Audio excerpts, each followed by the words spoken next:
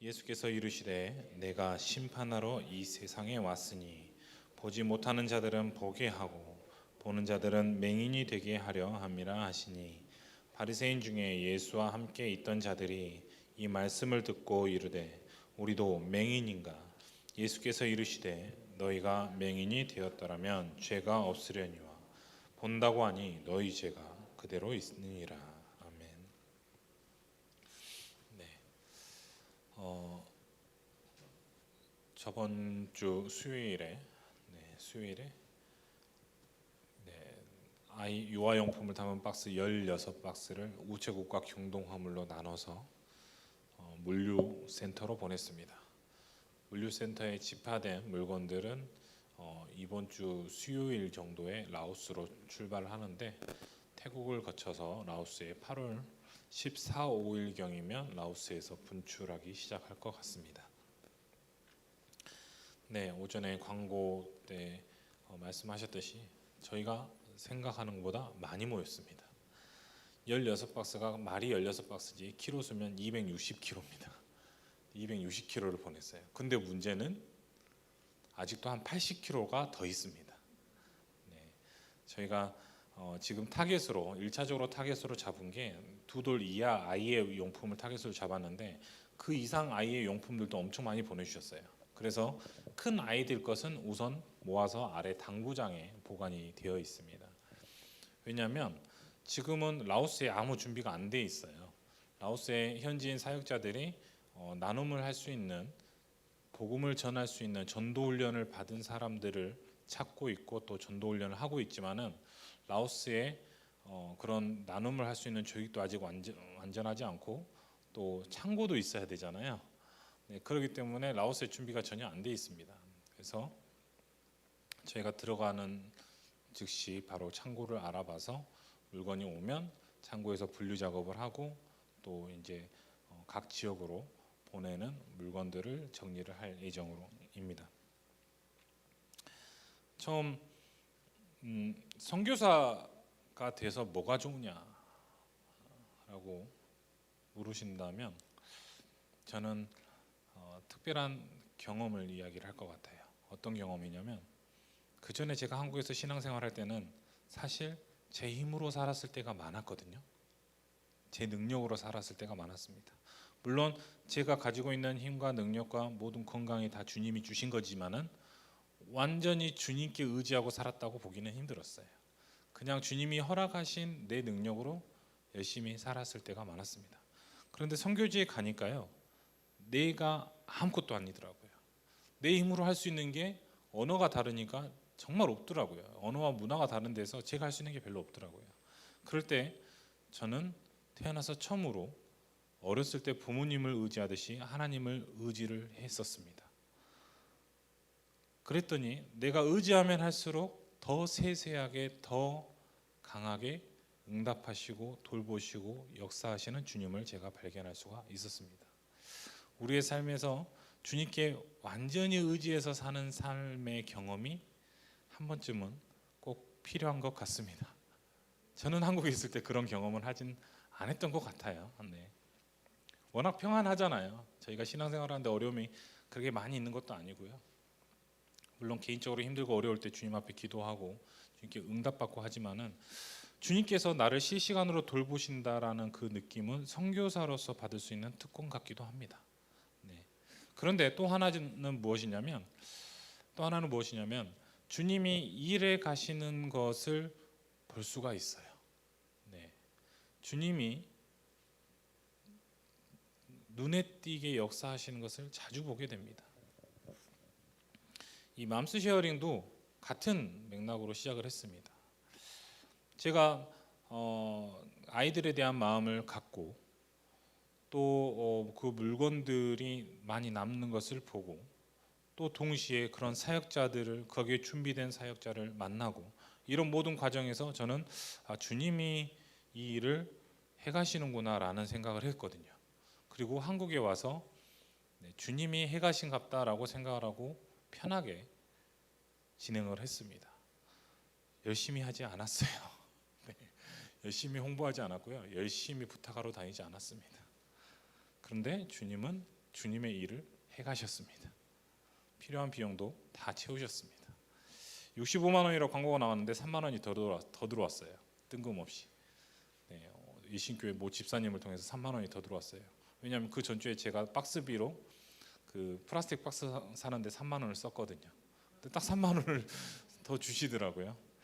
그래서 지금 잔고가 뭐 45만 몇천 원이 있는데 라오스 가가지고 저는 기대됩니다. 라오스 가서 그 해상 운송 배송비를 낼 때 얼마나 맞아 떨어질지 저는 벌써 기대하고 있습니다.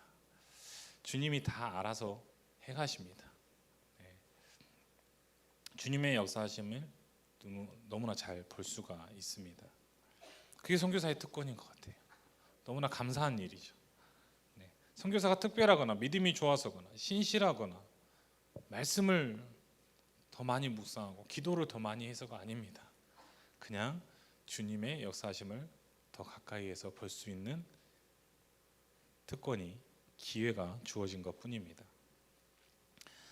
예수님의 그런 모습을 실시간으로 보고 살면 얼마나 좋겠습니까? 예수님의 동행하심을 항상 느끼면서 항상 예수님과 대화하듯이 살면 얼마나 좋겠습니까? 근데 실제로 그러지 못하죠. 그러는 혹시 여러분들은 예수님과 항상 예수님을 보고 사시나요? 네. 만약 예수님을 항상 보고 사신다면 오늘 설교를 들으실 필요가 없어요. 대신 여기 와서 설교를 하시면 더 좋아서 저 대신 설교를 해주시면 더 좋을 것 같습니다. 우리는 살면서 예수님을 실시간으로 보고 살지는 못해요. 예수님은 그렇게 잘 보이지가 않습니다. 저번 주에 엠마오 도상의 두 제자에 대해서 함께 말씀을 나눴는데 그 두 제자는 예수님과 함께하지만 예수님을 보지 못합니다. 누가복음 24장에 15절 16절에 저희가 서로 이야기하며 문의할 때에 예수께서 가까이 이르러 저희와 동행하시나 저희의 눈이 가려워져 그인 줄 알아보지 못하거늘. 예수님을 그렇게 따라다녔는데 막상 예수님이 함께 있으니까 예수님을 알아볼 수가 없었습니다. 이것을 눈뜬 장님이라고 합니다. 그렇죠. 눈뜬 장님. 우리나라 말로 비슷한 말들이 많이 있죠. 낯 놓고 기억자도 모른다. 또는 소 귀에 경이 있기. 이런 말들이 있습니다. 예수님이 마태복음 13장에서 그러므로 내가 저희에게 비유로 말하기는 저희가 보아도 보지 못하며 들어도 듣지 못하며 깨닫지 못함이라. 봐도 안 보이고 들어도 안 들리고 쉽게 설명을 해도 이해를 못하는 그게 바로 저희들입니다. 네, 그게 바로 저희들입니다. 오늘 본문의 실로암 사건이 그 유명한 실로암 사건입니다. 실로암에 가서 예수님께서 침으로 짓이겨 주신 흙을 씻고 나니까 눈이 보였던 사건이에요. 근데 그 사건에 제가 보기에는 주인공은 바리새인입니다. 네, 실로암에서 고침받는 소경이 아니라 바리새인이 주인공인 것 같아요. 앞에 1절부터 41절까지 바리새인들이 가장 많이 등장을 합니다. 예수님의 말씀도 바리새인들에게 향한 말씀이 굉장히 많아요. 바리새인들은 성경 박사님들이었습니다. 날마다 성경을 묵상하고 성경의 뜻이 무엇인지 고민하는 사람들이었어요. 그런데 그 성경에서 가르치는 예수님은 보지 못했습니다. 그래서 예수님께서 요한복음 5장에 이렇게 표현하시죠. 너희가 성경에서 영생을 얻는 줄 생각하고 성경을 연구하거니와 이 성경이 곧 내게 대하여 증언하는 것이라. 그러나 내가 영생을 얻기 위하여 내게 오기를 원하지 아니하노도다. 성경에서 예수님을 가르쳐 예수님을 믿으면 영생을 받는다. 예수님이 바로 구원이다. 예수님이 메시아다라고 증언하고 있지만은 성경의 그 증언은 무시하고 그 성경 텍스트 안에만 집중을 하는 사람들이 바리새인들이었습니다. 눈앞에 보고 믿지 않는 사람들. 예수님이 앞에 있는데 예수님인 줄, 메시아인 줄 알아보지 못하는 사람들. 이 실로암 사건의 바리새인들이었습니다. 요한복음 12장에 보면 이렇게 많은 표적을 그들의 앞에서 행하셨으나 그를 믿지 아니하니 이는 선지자 이사야의 말씀을 이루려 하심이라. 곧 이사야가 다시 일렀으되 그들의 눈을 멀게 하시고 그들의 마음을 완고하게 하셨으니 이는 그들로 하여금 눈으로 보고 마음으로 깨닫고 돌이켜 내게 고침을 받지 못하게 하려 함이라 하였습니다. 이사야 6장에 보면 이런 말씀이 있습니다. 이 말씀을 예수님께서 인용을 하시죠. 예수님을 보고도 알아보지 못하는 사람들. 39절, 오늘 함께 읽으신 39절에 예수께서 가라사대 내가 심판하러 이 세상에 왔으니 보지 못하는 자들은 보게 하고 보는 자들은 소경되게 하려 함이라. 네. 나는 보이는데 안 보는 거예요. 못 보는 거예요. 내가 못 본다고 생각했는데 사실 보는 거예요. 이게 역설이죠. 역설이자 모순이죠. 근데 예수님께서 지금 이 얘기를 일부러 하시는 겁니다. 보지 못하는 자들은 보게 하고 보는 자들은 소경되게 하려 함이라. 엄밀히 말하면 보는 자들이 아니라 본다고 생각하는 자들. 본다라고 생각하는 이 바리새인들이 본인들이 소경임을 알게 하시는 게 바로 예수님의 사역이었습니다. 대표적인 애가 바로 사도 바울이죠. 사도 바울은 율법에 충실한 사람이었어요. 승승장구하는 성공가도를 가던 뛰어난 종교인이었습니다. 그래서 스데반이 죽을 때 많은 사람들이 사도 바울을 사울이었죠. 집행관으로 판사로 임명을 합니다. 사람들이 사도 바울을 증인으로 채택을 합니다. 그래서 사울 앞에 겉옷을 다 깔죠. 그리고 각 교회들을 잔멸할세. 성경이 그렇게 기록하고 있습니다. 잔멸해서 오겠다가 가두는 일에 열심이었습니다. 사도 바울은 율법에 능통한 자였어요.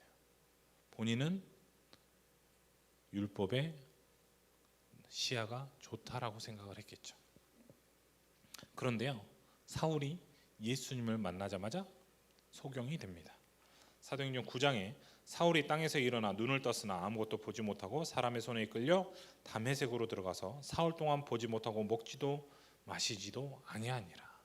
사울이 예수님의 그 강한 빛을 보고 나서 맹인이 됐어요. 아이러니하게도 사울의 육신의 눈이 뭐니 영의 눈이 떠졌습니다. 그러면서 그동안 본인이 알아왔던 그 모든 율법과 성경의 선지자들의 그 모든 지식이 예수 그리스도를 중심으로 퍼즐이 맞추듯이 맞춰집니다. 소경으로 돼 있는 이 기간 동안에 본인의 지식이 다 예수님을 가리키고 있음을 알아채게 됩니다. 그래서 사도 바울은요, 사도행전 그 19장에 보면 이 사도 바울의 간증에 보면 사울이 다메섹에 있는 제자들과 함께 며칠 있을 새 즉시로 각 회당에서 예수가 하나님의 아들이심을 전파하니, 사울이 하나님의 아들이심을 바로 전파를 하게 돼요. 사도행전 26장에 보면 아그리파 왕 앞에서 사울이 그때 당시에 그 일들을 간증을 하면서 그때 본인이 그 빛을 봤던 그 사건을 이렇게 간증을 합니다. 이스라엘과 이방인들에게서 내가 너를 구원하여 그들에게 보내어 그 눈을 뜨게 하여 어두움에서 빛으로 사단의 권세에서 하나님께로 돌아가게 하고 죄 사함과 나를 믿어 거룩하게 된 무리 가운데서 기업을 얻게 하리라 하더이다. 예수님께서 사울을 통해서 바울을 만들어서 눈먼 자들에게 빛을 주겠다. 소경에게 눈을 뜨게 하겠다. 이런 하나님의 커다란 이 경륜, 하나님의 그 계획이 있으셨음을 바울은 간증을 하고 있었습니다. 눈을 감는 것과 뜨는 것, 대표적인 차이는 어두움과 빛입니다. 쉽게 생각을 하면 어둠과 빛이에요. 눈을 감으면 어두움 가운데 있습니다. 눈을 뜨면 빛을 보게 됩니다. 지금 요한복음 9장에서 계속 소경과 눈뜬 자와 눈 감은 자, 소경과 눈뜬 자에 대한 대조들이 쭉 나오는데, 그것을 단순히 육체적인 이 장애로만 생각하는 게 아니라 빛과 어두움으로 이해하면 훨씬 더 명확하게 이해가 돼요. 그런데 제자들이 엠마오 도상에서 두 제자들이 예수님을 못 알아보는 것을 보고 이들이 왜 눈이 가리웠을까라고 궁금해하던 차에 성경을 제가 찾아봤다고 말씀드렸잖아요. 그리고 나서 성경에서 우리의 눈을 가리게 되는, 우리 눈이 어두워지는 원인에 대해서 쭉 찾아봤는데 참 여러 가지가 나오더라고요. 여러 가지가 나왔는데 그것을 쭉 정리를 했습니다. 우리의 눈을 가리는 이유 첫 번째, 불신입니다. 그냥 믿지 않으니까 안 보이는 거예요. 너무 당연한 거죠. 누가복음 24장 25절 이르시되 미련하고 선지자들이 말한 모든 것을 마음에 더디 믿는 자들이여. 엠마오 도상 제자들에게 예수님께서 성경을 그렇게 공부하면서 왜 안 믿니? 라고 이야기를 합니다. 마태복음 13장 15절에 이 백성의 마음이 완악하여져서 그 귀는 듣기에 둔하고 눈은 감았으니. 마음이 완악해져서 믿기 싫어하니까 눈을 감아버린다. 자발적 소경이 돼버리는 거죠. 바로 불신, 완악한 그 불신이 우리의 눈을 가리게 됩니다. 적어도 주일 오후에 와서 예배를 드리는 여러분들 중에는 이런 불신 때문에 눈이 감긴 분은 없는 것으로 압니다. 그런데 그 나머지 이유는 저희에게도 충분히 해당 사항이 있어요. 두 번째 이유, 범죄입니다. 범죄. 에레미야가 5장 16절 17절 함께 읽습니다.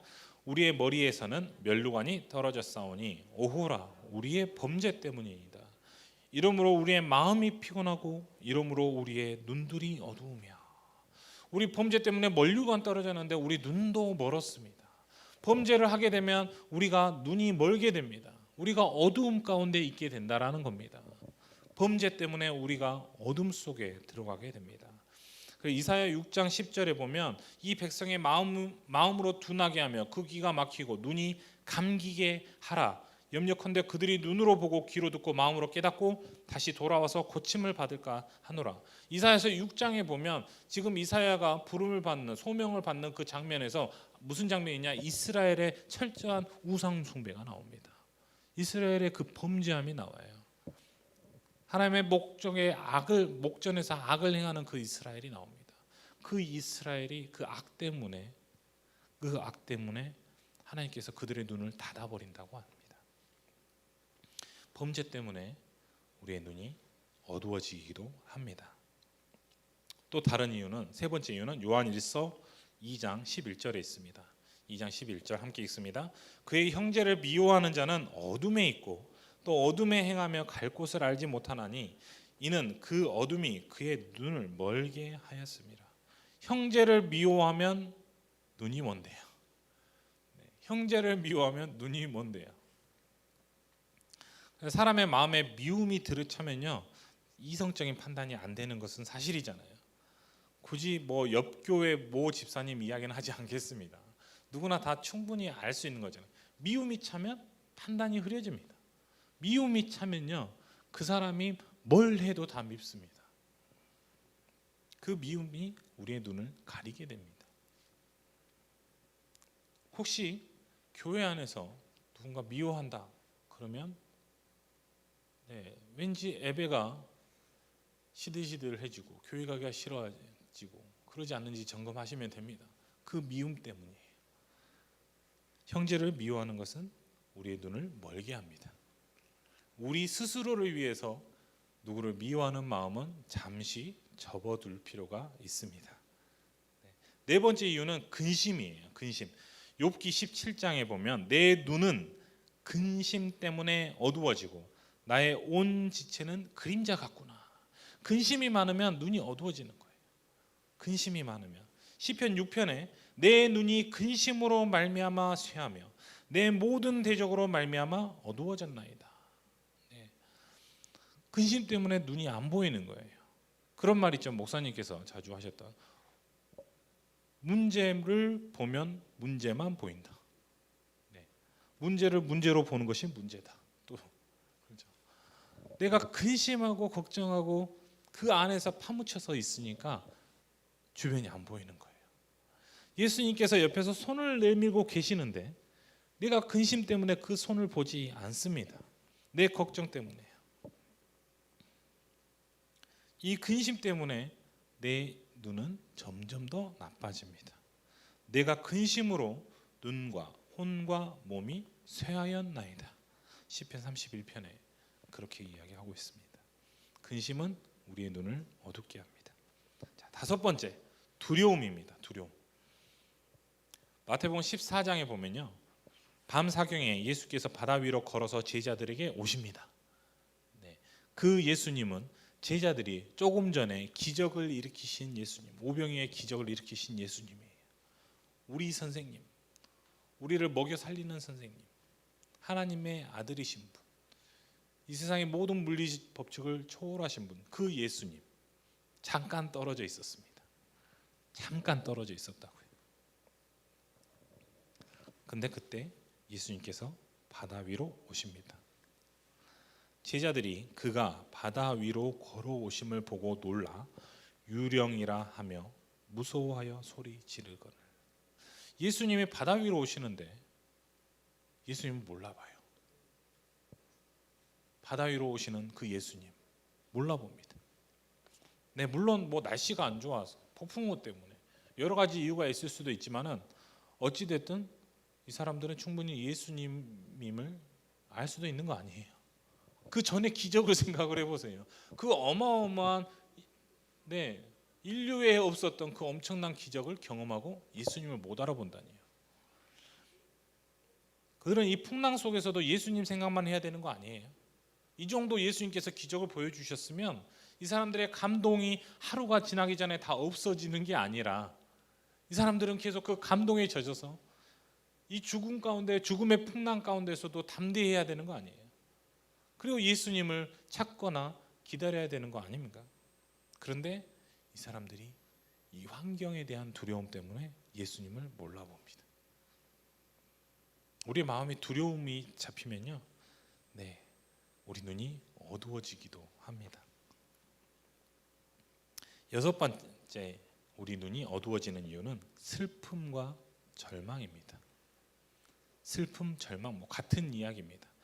우리가 마음에 슬픔이 잡히면 또 눈이 어두워집니다.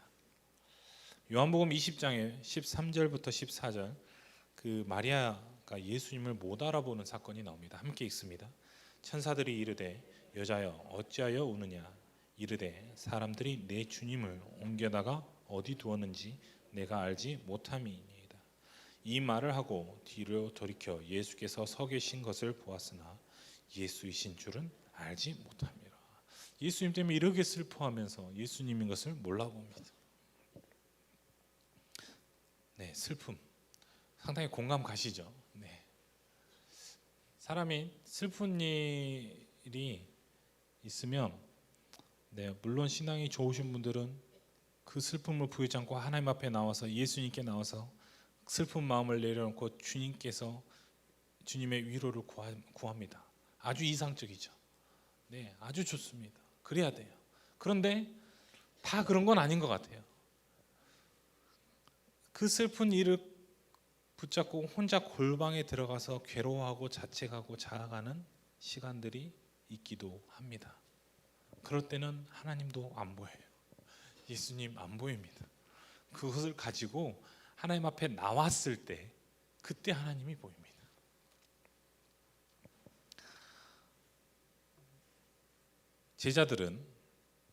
제자들은 부활하신 예수님을 경험하고 디베랴 바다에 갑니다. 낚시질하러. 어부로 먹고 살기 위해 디베랴 바다로 다시 내려갑니다. 그런데 예수님이 그 제자들을 찾아가시죠. 제자들이 알아보지 못합니다. 그 전에 엠마오 도상의 두 제자는 그래도 이해가 돼요. 처음 보는 거잖아요. 부활하신 예수님을. 예수님의 부활하신 모습이 좀 바뀌었기 때문에 그 전의 모습과 달랐기 때문에 못 알아볼 수도 있겠다. 이렇게 100번 양보하더라도 디베랴 바다에서 못 알아보는 것은 이해하기가 힘듭니다. 수영해서 갈 만한 거리였는데 그때 당시 사람이 우리나라 지금 사람들처럼 시력이 안 좋았을까요? 디베랴 바다에서 예수님이 바닷가에 서 있는데 못 알아봐요. 요한복음 21장 4절에 날이 새어갈 때에 예수께서 바닷가에 서셨으나 제자들이 예수이신 줄 알지 못하니라. 네. 아침 일찍이라서 햇빛이 약했을 수도 있죠. 여러 가지 이유를 치더라도 예수님이 서 계신 것을 제자들이 못 알아봅니다. 왜냐? 자, 그 마음에 절망이 가득 차 있거든요. 그 마음에 슬픔이 가득 차 있거든요. 왜 제자들이 이때 당시에 슬픔과 절망을 했을지는 아마 예전에 제가 설교를 했었는데 기억을 하실 분들은 하실 거라고 생각을 합니다. 제자들은 신분이 미천한 존재로서 갑자기 하나님의 아들임을 예수님께서 하나님의 아들인 것이 증명이 되고 나니까 본인들이 하나님의 아들의 제자로서의 충분한 사람들이 아닌 거예요. 그래서 우리는 여기까지구나 하고 디베랴 바다에 간 겁니다. 우리는 원래 그냥 어부 이 정도 사람이었지. 우리가 감히 부활하신 예수 그리스도의 사도가 될 수 있겠어? 라면서 지금 절망하면서 내려간 거예요. 슬픔과 절망 때문에 눈이 먼 거죠. 찾아오신 예수님을 알아보지 못합니다. 이렇게 우리 눈을 가리는 여러 가지 이유가 있더라고요.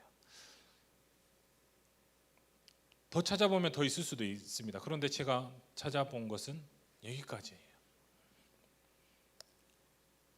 살면서 우리가 예수님이 눈앞에 있지만 보지 못할 때가 정말 많습니다. 오늘 이 바리새인들은 본인들은 율법을 정통했다고 하지만 율법이 가리키는 예수님은 못 알아봤습니다. 그런 우리에게, 그런 바리새인들에게 눈이 밝아지려면, 이제 눈이 열리려면 어떻게 해야 되는가? 예수님께서 이야기하시는 것은 딱 하나였습니다. 우리에게 경건 생활을 더해라, 기도를 더해라, 금식을 해라, 이런 얘기가 아니에요. 오늘 41절에 보시면 함께 읽습니다. 41절, 예수께서 이르시되 너희가 맹인 되었더라면 죄가 없으려니와 본다고 하니 너희 죄가 그대로니라. 본다고 하니 죄가 그대로다. 못 본다고 해라 이거죠. 네, 본다고 하니 죄가 그대로다. 못 본다고 해라 이 얘기잖아요. 네. 지금 우리가 많이 쓰는 말로 바꿔드릴까요? 우리 눈이 어두운 것을 자각해라 이 얘기. 우리가 눈이 어두워졌음을, 우리가 예수님이 눈앞에 있는데 못 본다는 것을 인식해라 이 얘기인 겁니다. 그리고 고백해라. 거룩한 척, 신실한 척, 다 보는 척 하지 말고, 괜찮은 척 하지 말고, 예수님이 안 보입니다. 잠시 내 눈이 어두워졌습니다. 이것을 인식하고 고백하라는 겁니다. 본다고 하지 말고 못 본다고 하라고 하십니다. 이 요한복음 9장에 보면요, 9장 그 본문에 보면 32절에 보면 신기한 고백이 하나 나옵니다. 소경이요, 이 실로암에서 고침받은 소경이 바리새인들하고 이야기를 하는데 무슨 지적을 하느냐, 32절에 창세 이후로 맹인으로 난 자의 눈을 뜨게 하였담을 듣지 못하였나니. 창세 이후로. 구약에 보면요, 엘리야 선지자와 엘리사 선지자는 죽은 자를 살렸습니다. 네. 그런데 눈 못 보는 사람을 보게 한 건 창세 이후로 예수님밖에 없다라는 거예요. 지금 그것을 이 소경이 이야기를 하는 겁니다. 지금 이 요한 사도가 이 이야기를 기록을 하면서 이 소경의 이 말을 왜 기록을 했을까요? 예수님만이 소경을 눈뜨게 하실 수 있다라는 얘기잖아요. 예수님만이 소경을 눈뜨게 할 수 있다. 예수님만이 어두워진 우리 눈을 밝게 할 수 있다. 예수님만이 못 보는 우리를 보게 할 수 있다. 이 얘기인 겁니다. 믿음은 바라는 것들의 실상이요 보이지 않는 것들의 증거니. 보이지 않는 것을 보는 것이 믿음입니다. 예수님을 봄으로써, 예수님을 믿음으로써 우리는 볼 수 없는 것을 보게 됩니다. 예수님만이 바로 솔루션이라는 얘기예요. 우리가 다른 것이 아니라 예수님만이 우리를 어둠에서 건져서 빛으로 옮길 수 있다라는 얘기입니다. 네, 세상에서 많이들 존경하는 불교의 해민 스님이라는 분이 있죠. 해민 스님이라는 분이 있습니다. 어떤 스님은 무소유라는 책을 썼는데 해민 스님은 유소유 또는 풀소유로 유명하신 분이죠. 가진 게 워낙 많으신 분으로 유명하신 분입니다. 어쨌든 그분이 유명해지게 된 이유는 책 때문이었는데 그 책 이름이 바로 멈추면 비로소 보이는 것들이에요. 멈추면 비로소 보이는 것들. 그분들은 멈춰서 뭔가 보려고 할지 모르지만 우리는 눈이 열리면 비로소 보이는 것들이 있습니다. 그분들은 멈춰서 보라고 하시고요. 우리는 우리 눈이 열려서 보면 됩니다. 우리 눈이 열려서 볼 수 있는 것들, 에베소서 1장 18절 함께 읽습니다. 너희 마음의 눈을 밝히사 그의 부르심의 소망이 무엇이며 성도 안에서 그의 기업의 영광의 풍성함이 무엇이며 그의 힘의 위력으로 역사하심을 따라 믿는 우리에게 베푸신 능력의 지극히 크심이 어떠한 것을 너희로 알게 하시기를 구하노라. 우리의 눈이 밝혀서 부르심의 소망, 부르심의 소망. 이 부르심의 소망 가지고도 따로 설교를 준비를 해야 될 정도로 내용이 굉장히 많습니다.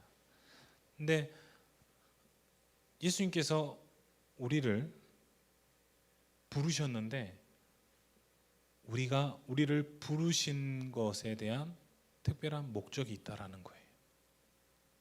우리는 자격 없는 우리를 그러한 목적으로 부르신 거에 대해서 우리는 감격하게 됩니다.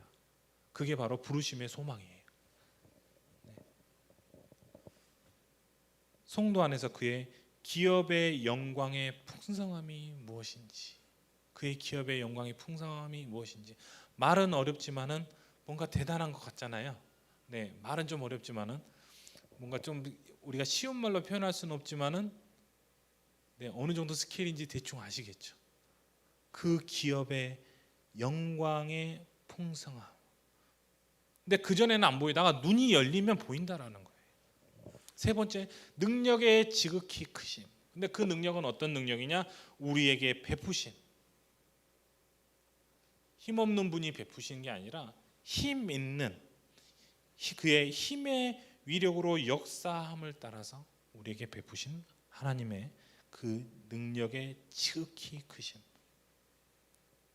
우리의 눈이 닫히면 하나님의 능력이 안 보입니다. 마음의 눈이 열리면 하나님의 능력의 그 크기가 보이는 거예요. 마음에 열리면 우리를 구원하신 하나님의 그 소원들이 보이는 겁니다. 우리의 마음이 열리면 하나님의 그 모든 주권자이시고 모든 것의 주인이신 하나님이 보이는 거예요. 그 하나님이 나에게 허락하신 그 모든 것들이 마음의 눈이 열리면 보이는 겁니다. 그래서 시편 119편에는 내 눈을 열어서 주의 법에 기이한 것을 보게 하소서라고 기록을 하고 있습니다. 우리가 눈이 열려야 하나님의 것을 볼 수가 있습니다. 우리의 눈이 열리면 우리에게는 하나님의 그 많은 것들을 볼 수가 있습니다. 다행히도 성경에 보니까 눈이 잠시 가려졌던 많은 사람들 있잖아요. 예수님께서 너희들은 심판받아라, 너희들은 지옥에 가라 이러지 않으셨다라는 거예요. 그들에게 가르치셨다는 거예요. 그들의 눈을 열어주시기 위해서 예수님께서 손을 내미셨다라는 겁니다.